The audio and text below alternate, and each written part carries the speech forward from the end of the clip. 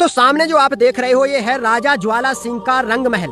जी हाँ, जहाँ वो अपने खास रानियों के साथ रंग जमाया करता था। रंग महल ये है और तकरीबन 1100 साल पुराना भी है। 1100 साल पुराना ये जो रंग महल आप देख रहे हो ना, इसके रहस्य आज भी बरकरार हैं।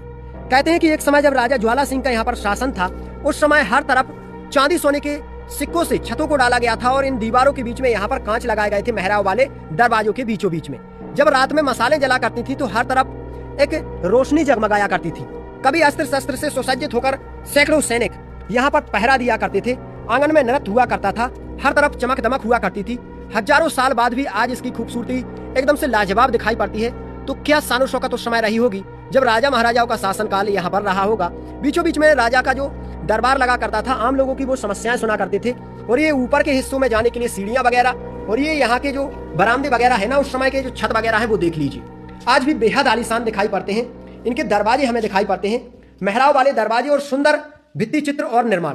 आज भी राजा ज्वाला सिंह के वंशज यहाँ पर पूजा करने के लिए आते हैं। सारा कुछ एकदम से स्पष्ट दिखाई पड़ता है। कहते हैं कि गुजरे कल की यादें कभी समाप्त नहीं होती। हजारों साल बाद ये जो निर्माण है ना, आज भी एकदम से लाजवाब तरीके से खड़े हुए हैं। टूट चुकी हैं कुछ दीवारें, फिर भी वक्त के साथ इनकी जो सुंदरता है वो कम नहीं हुई।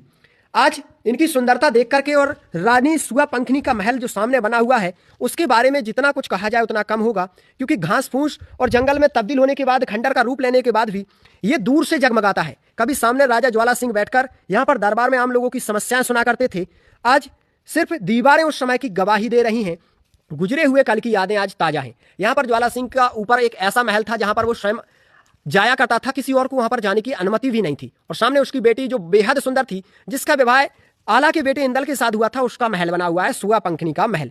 ये सारी चीजें बड़ी गौर से देख लीजिए, क्योंकि ऐसी चीजें बहुत ही कम देखने को मिलती हैं। आला खंड में इतिहास में इसका वर्णन मिलता है, लेकिन भाई साहब इन चीजों को देखने के लिए लोग दूर दूर से आते हैं। कहते हैं कि इन चीजों को देखने के बाद लोग एकदम से दंग रह जाते हैं।